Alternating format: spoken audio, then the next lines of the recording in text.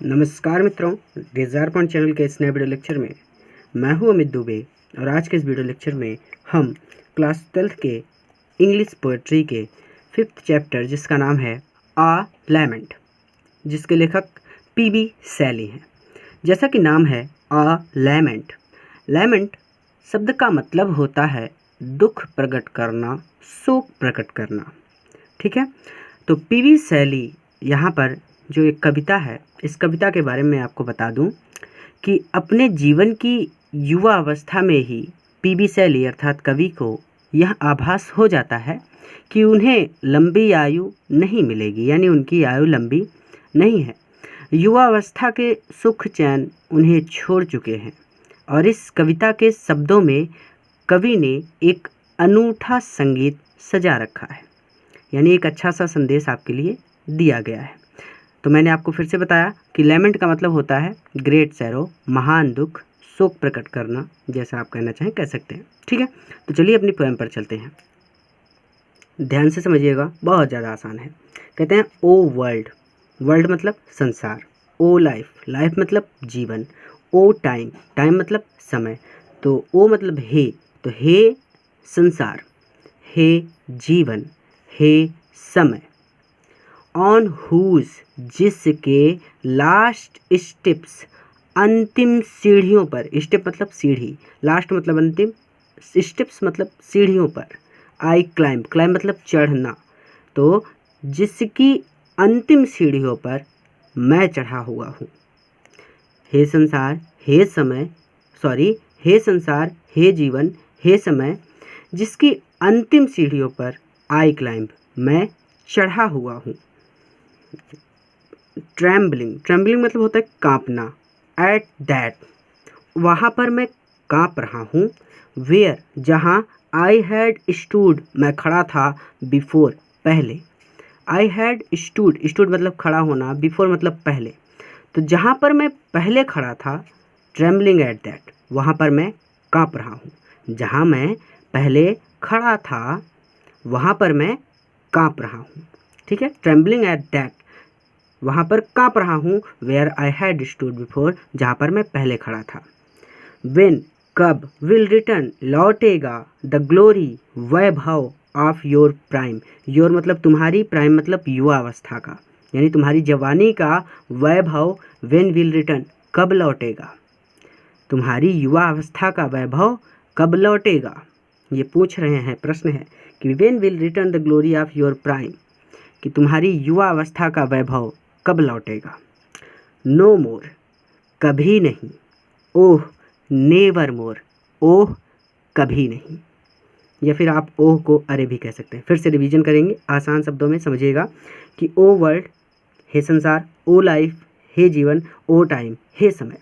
On whose last steps I climb, जिनकी अंतिम सीढ़ियों पर मैं खड़ा हूँ। Trembling at that where I had stood before, जहाँ मैं पहले खड़ा हुआ था वहाँ पर मैं काँप रहा हूँ। When will return the glory of your prime, तुम्हारी युवा अवस्था का वैभव कब लौटेगा। नो मोर, ओह नेवर मोर, नो मोर कभी नहीं, ओह अरे, नेवर मोर कभी नहीं।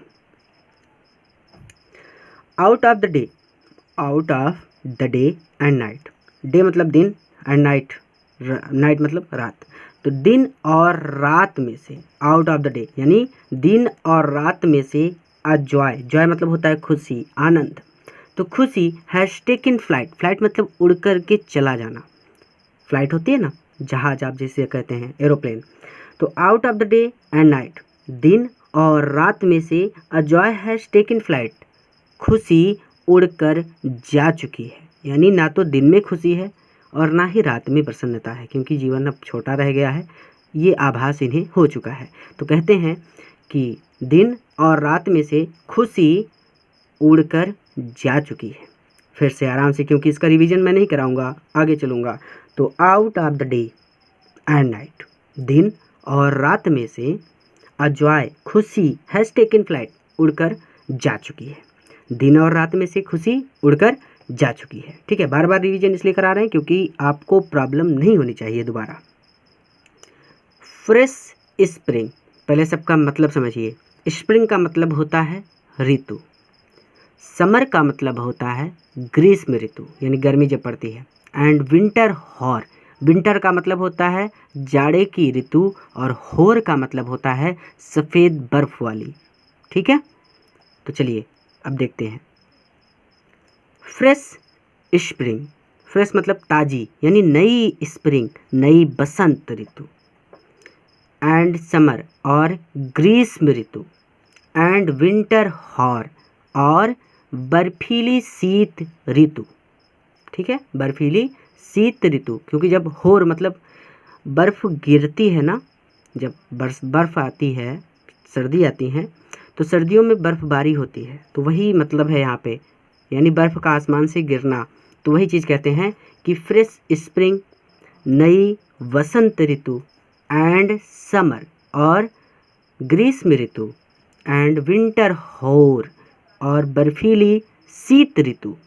मूव माई फेंट हर्ट, फेंट मतलब दुखी या फिर आप दुर्बल भी कह सकते हैं। ठीक है, दुर्बल यानी कमज़ोर। तो मूव मतलब सहराती है, माई फेंट हर्ट मेरे दुर्बल हृदय को, विथ ग्रीफ, ग्रीफ मतलब दुख, दुख से। तो मेरे दुर्बल हृदय को दुख से सिरहाती है, सिरहाती है आप कह सकते हैं, लिख देता हूँ, सिहराती है। ठीक है, सिहारना, ठीक है, यानी सहलाना। ठीक है, तो move my faint heart with grief, मेरे दुर्बल हृदय को दुख से सिहराती है। But with delight, but with delight, delight मतलब प्रसन्नता, लेकिन प्रसन्नता से नहीं। बट विथ डिलाइट यानी प्रसन्नता से नहीं सिहारती, केवल दुख से सिहारती है। Move my faint heart with grief but with delight, इस लाइन का मतलब है कि मेरे दुर्बल हृदय को दुख से तो सिहारती है, किंतु प्रसन्नता से नहीं सिहारती।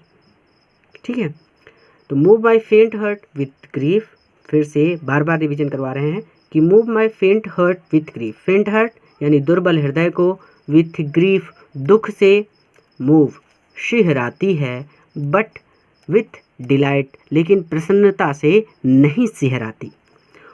नो मोर, और ये कह रहे हैं कि ओह नहीं, ओह नेवर मोर, नहीं बिल्कुल नहीं, या फिर आप इसे ऐसे ही कह सकते हैं कि ओह नो मोर कभी नहीं, ओह अरे नेवर मोर अब कभी नहीं। ठीक है, तो फिर से एक बार रिवीजन करेंगे ताकि डाउट्स क्लियर हो जाएं। तो फ्रेश स्प्रिंग यानी नई बसंत ऋतु। एंड समर ग्रीष्म ऋतु। एंड विंटर होर और बर्फीली शीत ऋतु। Move my faint heart with grief, मेरे दुर्बल हृदय को, माई फेंट हर्ट मेरे दुर्बल हृदय को दुख से सिहराती है, बट विथ डिलाइट लेकिन प्रसन्नता से नहीं सिहराती। नो मोर, और अब क्या कह रहे हैं कि नो मोर कभी नहीं, ओह नेवर मोर अब कभी नहीं। तो बस आज के इस वीडियो में इतना ही। अगर वीडियो पसंद आया तो अपने मित्रों के साथ भी शेयर कीजिएगा। अगले वीडियो लेक्चर में नए टॉपिक के साथ फिर से मिलेंगे। पूरा वीडियो देखने के लिए आपका बहुत बहुत धन्यवाद।